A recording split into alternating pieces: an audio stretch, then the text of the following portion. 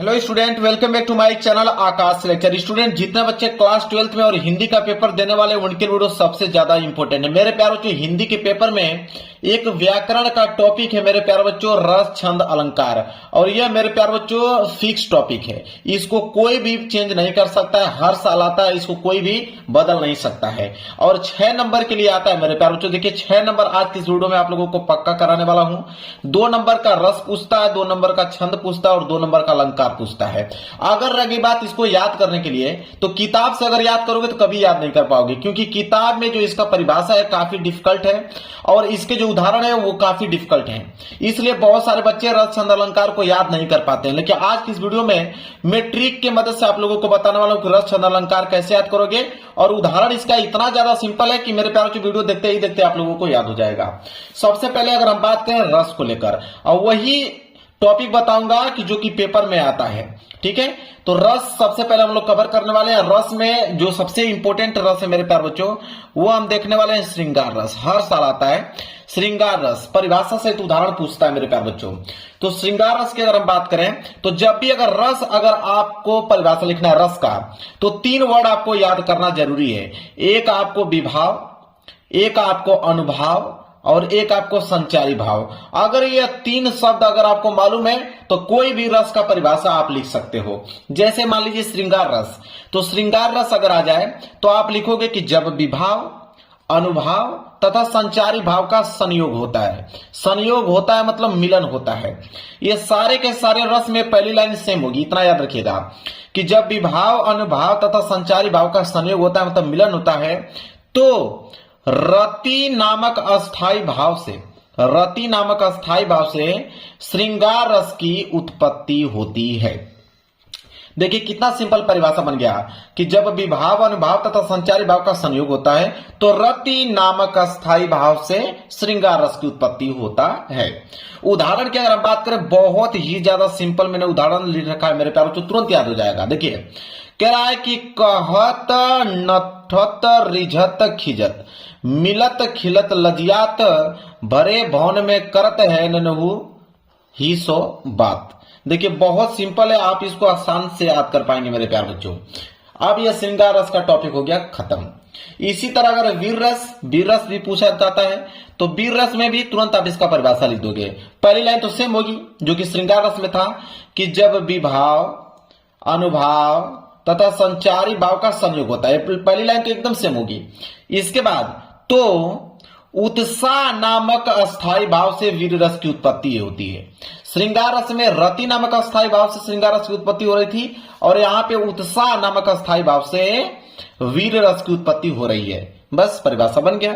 उदाहरण की अगर हम बात करें, उदाहरण बहुत सिंपल है मेरे प्यारों, और यह बचपन से ही आपने यहां पे झांसी वाली रानी की कहानी आपने सुनी हुई थी कि बुंदेले हर बोलो के मुख हमने सुनी कहानी थी, खूब लड़ी मर्दानी वो तो झांसी वाली रानी थी। बचपन से ही मेरे प्यार से उदाहरण आप लोगों को याद है, बस इसको आपको मालूम कर लेना है कि वीर रस का ही उदाहरण है, ठीक है। उत्साह नामक अस्थाई भाव से वीर रस की उत्पत्ति होती है, वहां पे वीर रस होता है।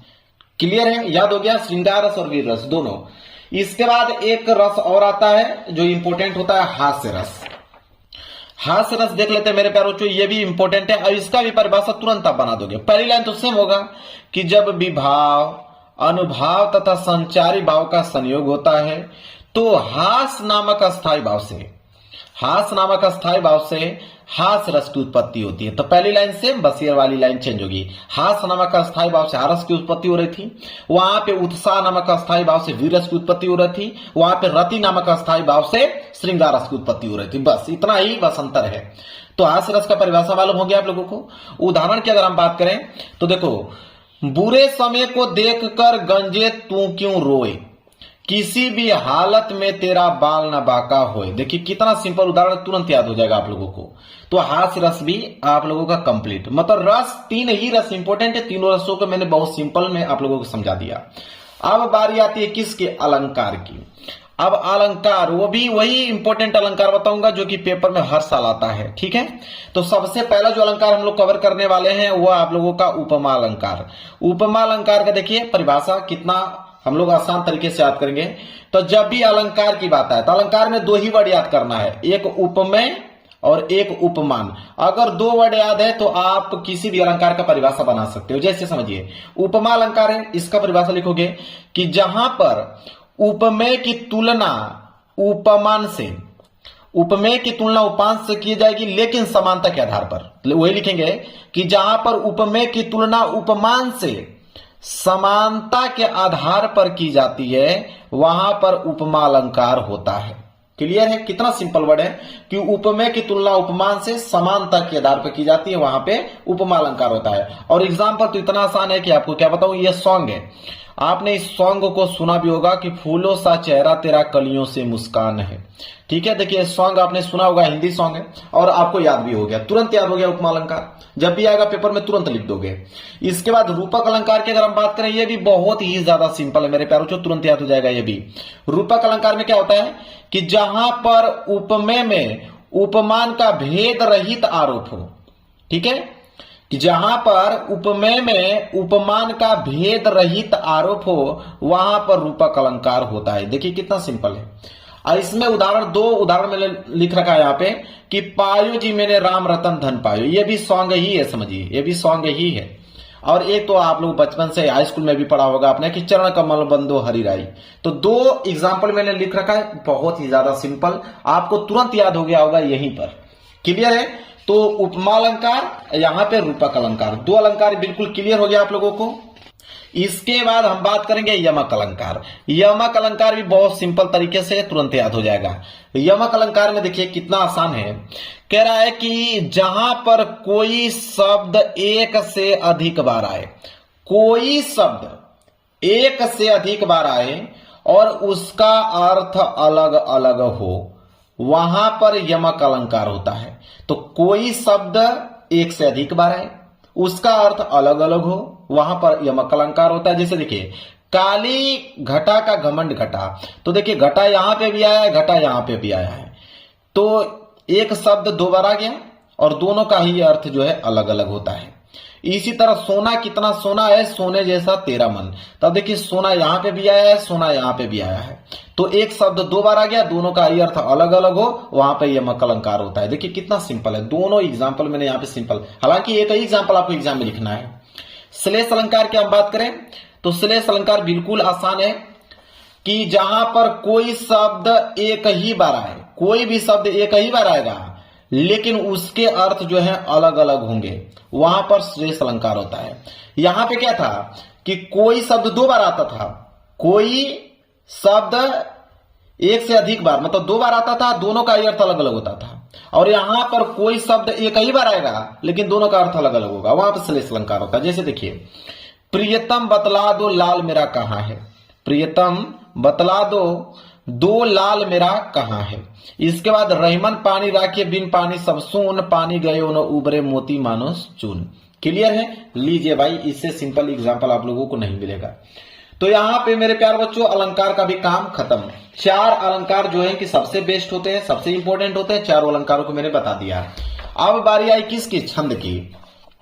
चलिए छंद देख लेते हैं, कौन कौन से इंपॉर्टेंट छंद है वही हम डिस्कस करने वाले हैं। देखिए बिल्कुल आसान तरीके से याद हो जाएगा। छंद में सबसे पहले हम दोहा देखेंगे, ये तो बहुत सिंपल है।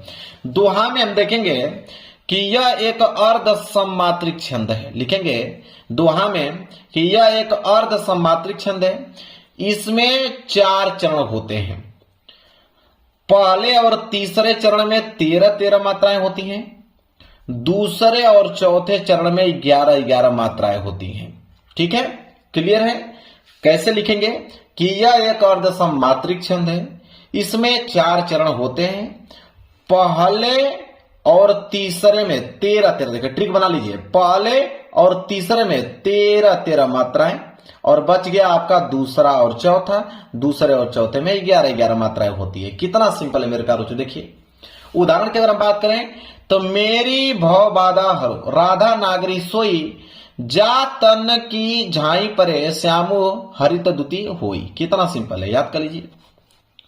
इसके बाद सोरठा, अगर दोहा आपको याद हो गया तो सोरठा ऑटोमेटिक याद हो जाएगा, क्योंकि सोरठा जो होता है दोहा का उल्टा होता है कि यह एक अर्ध सम्मात्रिक छंद होता है। इसमें चार चरण होते हैं, पहले और तीसरे चरण में 11-11 मात्राएं और दूसरे और चौथे चरण में 13-13 मात्राएं। बस जस्ट उसका उल्टा, उसमें क्या था कि पहले और तीसरे में 13-13 और दूसरे और चौथे में 11-11। इसमें क्या है कि पहले और तीसरे में 11-11, दूसरे और चौथे में 13-13, मतलब दोहा का जस्ट उल्टा।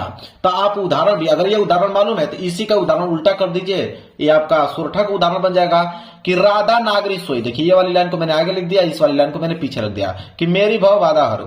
फिर इस वाली लाइन को मैंने यहां पे लिख दिया श्यामु हरित दूती होई, और इस वाली लाइन को मैंने यहां पे जा तन की झाई परे। तो अब देखिए कितना सिंपल है, अगर दोहा याद हो गया तो सोरठा ऑटोमेटिक याद हो जाएगा, या तो सोरठा याद हो गया तो दोहा ऑटोमेटिक याद हो गया, जस्ट एक दूसरे को उल्टा होते हैं। अब मेरे प्यारे बच्चों 10 मिनट की वीडियो में 6 नंबर आपका बिल्कुल पक्का, और ये टॉपिक फिक्स होता है, इसको कोई बदल नहीं सकता, इतना बात याद रखिएगा, कोई भी इसको चेंज नहीं कर सकता, ये टॉपिक आएगा ही आएगा।